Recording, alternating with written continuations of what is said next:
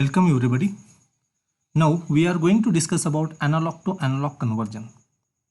So this is also called as analog modulation. So it is representation of analog information by analog signal.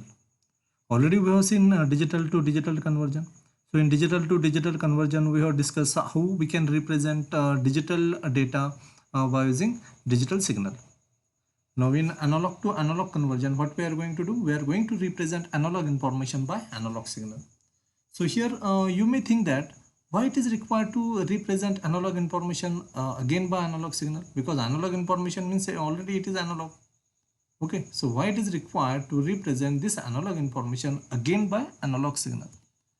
So why it is required? So let's try to understand it. So it is required only if bandpass channel is available to us.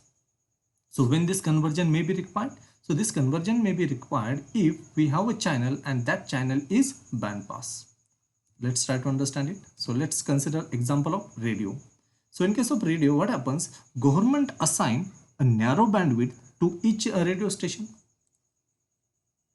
So let's assume that we have three radio stations. One is R1, second one is R2, and suppose third one is R3. So let's assume that government has assigned one bandwidth to each radio station. Suppose bandwidth of R1 is suppose B1, bandwidth of suppose R2 is suppose B2, and bandwidth of R3 is suppose B3. Okay, now see here what is problem. The analog signal which is produced by each radio station is low pass signal. Okay, the analog signal that will be generated by each and every radio station will be a low pass signal, and again all those analog signal, the analog signal generated by R1, analog signal generated by R2, and analog signal generated by R3. So all these analog signal, they will be in same range. Are you getting? So that's why it is required that the analog signal which are generated by each of these radio station, okay, so it is required that those analog signal, they should be shifted to this different bandwidth. Okay, so this low pass signal which are generated by radio station, so this low pass signal need to be shifted each to different range. Okay, so the radio signal, the analog signal which is generated by R1, it should be shifted to suppose range B1.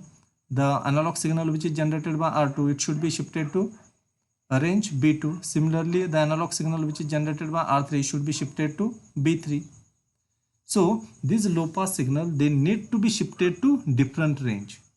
So due to this shifting, it is possible for us to listen to different station. Analog to analog conversion can be done in three ways. Okay, so there are three different techniques that are available in analog to analog conversion. So which are those three techniques?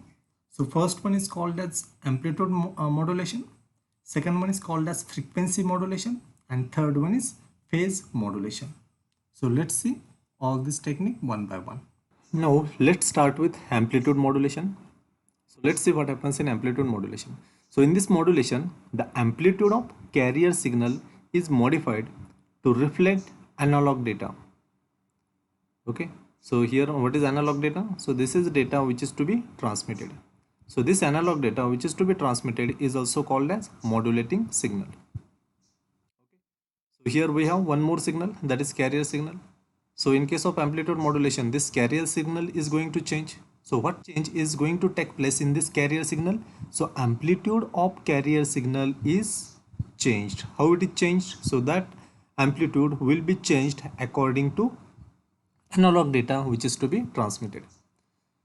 Now in case of amplitude modulation, the frequency and phase of carrier will remain same. So when we say signal, we come across three terms. First one is amplitude, second one is phase, and third one is frequency. So in case of amplitude modulation, what is going to happen? Out of these three terms, which term of carrier signal is going to change? Only amplitude. Other two terms, that is frequency and phase, will remain as it is. Now let's try to explore it with the help of diagram. So see here, I have shown three signals. So first signal can be called as modulating signal. So what is meant by modulating signal? Okay, here we have already seen what is modulating signal. So modulating signal indicate the analog data which is to be transmitted from one place to other place. Okay, then we have one more signal. So this signal is called as carrier signal. Okay, so change in case of amplitude modulation, amplitude of this carrier signal is going to change. And how that change will take place? So that change will take place according to this modulating signal. In other word, we can say that in amplitude modulation we are going to combine these two signal. One is modulating signal and second one is carrier signal. So after combination of these two signal, a third signal will be generated, and that third signal is called as modulated signal. Okay, so the signal which we are getting after combining modulating signal and carrier signal. Now let's assume that amplitude of this modulating signal is in between +1 and -1. Similarly, suppose amplitude of carrier signal is in between +5 volt and -5 volt. So in case of amplitude modulation, I told you that carrier signal is going to change. Okay, amplitude of carrier signal is going to change. So how that amplitude will be modified? According to this modulating signal, and after that we will get this modulated signal. So see what change is happening in amplitude of this modulated signal. So amplitude of modulated signal will be in between +6 and -6. Okay, so why it is +6 and why it is -6? Yes, so see here amplitude of this modulating signal is added in amplitude of carrier signal. Okay, so +1 +5 +6 and -1 -5 -6. Okay, so amplitude of this modulated signal will vary in between +6 and -6. Now see here this modulating signal has positive amplitude. Okay, so that's why here you can see that amplitude of this carrier signal has been increased. Okay, so see here it was +5 volt, now here it is +6. Why this addition? Because of this +1. Right, now consider this portion of modulating signal.